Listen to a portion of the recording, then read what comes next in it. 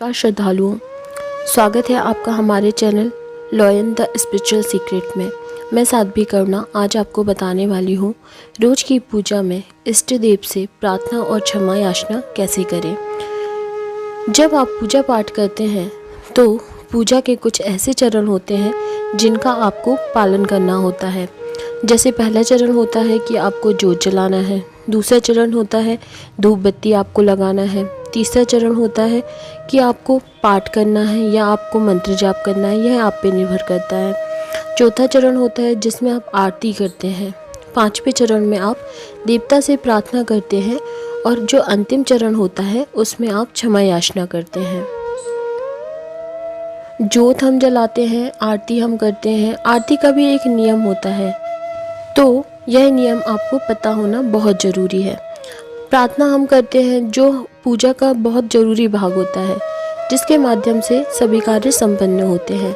जब आप अपने इष्ट देवता से कोई इच्छा रखकर विनती करते हैं तो वे आपकी उस इच्छा को पूर्ण करते हैं, उस कार्य को पूर्ण करते हैं।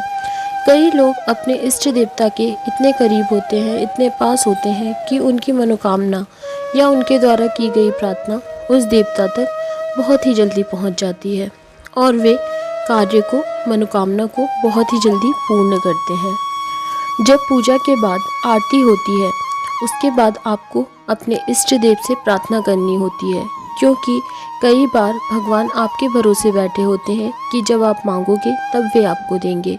कई कथाओं में ऐसा बताया गया है कि भक्त ने कुछ मांगा ही नहीं और इष्ट देवता ने कुछ दिया नहीं। तो ईश्वर हमारे परम माता पिता हैं, वे इस संसार के परम माता पिता हैं और इस संसार के कर्ता धर्ता हैं और हम सब उनकी संतान हैं। संतान अपने माता पिता पर हक रखती है कि वह उनसे कुछ भी मांग सके, तो मांगना बहुत ज़रूरी है। आपकी जो भी इच्छा है, मनोकामना है, आप ईश्वर के सामने रखें, अपने इष्ट देवता के सामने रखें और एक अर्जी ज़रूर लगाएं ताकि वे आपकी अर्जी को स्वीकार करें, आपकी मनोकामना को पूर्ण करें। जब भी आपको अपने इष्ट देवता से प्रार्थना करनी हो, विनती करनी हो, तो उनका आवाहन जरूर करें। आवाहन मतलब जब विनती की जाती है तो ये चीज़ें ध्यान में रखी जाती हैं कि आप किस देवता से विनती कर रहे हैं, क्योंकि भगवान जो हैं वे कई सारे हैं लेकिन सबको एक ही माना जाता है। फिर भी आपको एक नाम लेकर पूजा अर्चना करनी होती है।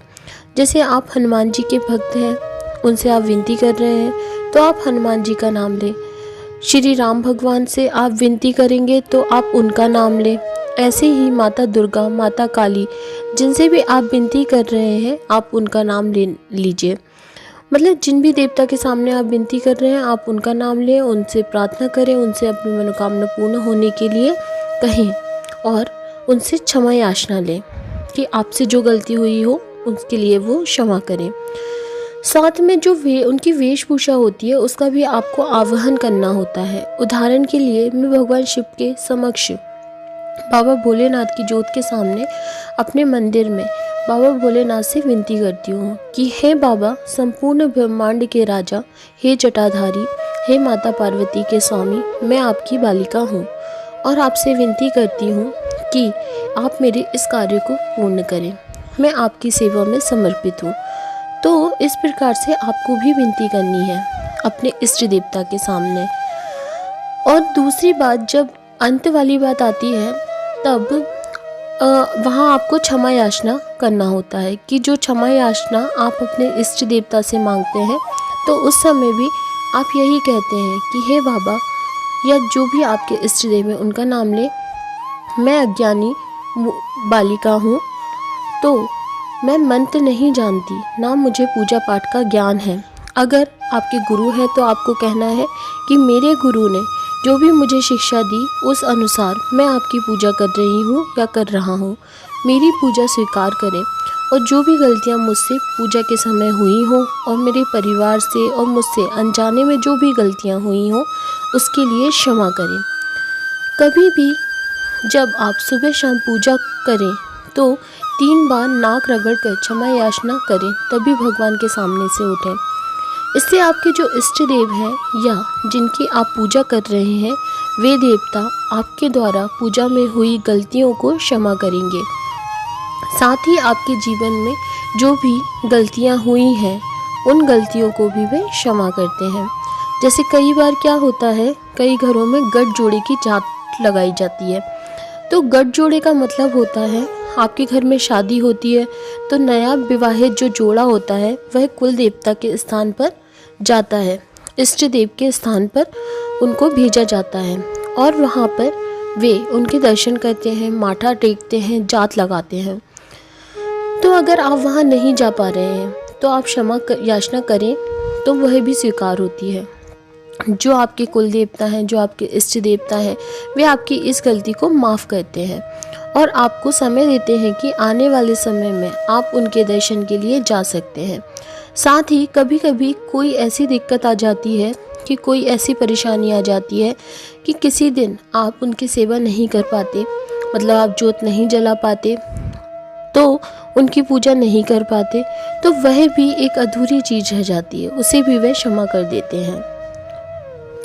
कई बार साधना में हमसे जो गलती होती हैं, जैसे हमने 11 दिन की साधना का संकल्प लिया और हमें 5 दिन तक हमने उनकी साधना की और छठे दिन हम उनकी साधना नहीं कर पाए, तो उस गलती की क्षमा भी मिल जाती है।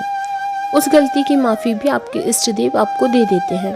अगर आप इस प्रकार से करते हैं तो उनसे माफ़ी मांगते हैं, तो अगर आपसे ऐसी गलती हुई है कि आप अपनी साधना किसी को बता देते हैं या मंत्र किसी को बता देते हैं, तो भी जिनकी आप साधना कर रहे हैं वे आपको क्षमा कर देते हैं। तो यह प्रश्न भी हमसे कई बार पूछा गया था कि अगर हम साधना कर रहे हैं और उसके बारे में हमने किसी को बता दिया या मंत्र के बारे में हमने किसी को बता दिया तो उसकी माफ़ी मिल जाती है क्या? तो उसकी माफ़ी मिल जाती है। उसके लिए आपको इष्ट देवता या जिनकी आप उपासना कर रहे हैं उनसे क्षमा याचना करनी होती है। तो अपनी पूजा में प्रार्थना और क्षमा याचना करें, मतलब उनसे विनती करें और उनसे माफ़ी मांगें, ये ज़रूर करें। जब भी आप पूजा से उठें तो माफ़ी ज़रूर मांगें, इससे आपकी पूजा पूर्ण होगी और जो भी आपके इष्ट देवता हैं जिनकी आप पूजा कर रहे हैं, उपासना कर रहे हैं, वे आप पर अपनी कृपा अवश्य बरसाएंगे। मुझे आशा है कि आपको मेरे द्वारा बताई गई यह जानकारी अच्छी लगी होगी। हमारे चैनल पर अगर आप नए हैं और अभी तक आपने हमारे चैनल को सब्सक्राइब नहीं किया है तो हमारे चैनल को सब्सक्राइब करें, बेल बटन को दबाएं जिससे नए वीडियो का नोटिफिकेशन आप तक पहुंच सके। वीडियो को लाइक करें, कमेंट करें और जानकारी को शेयर करें। धन्यवाद।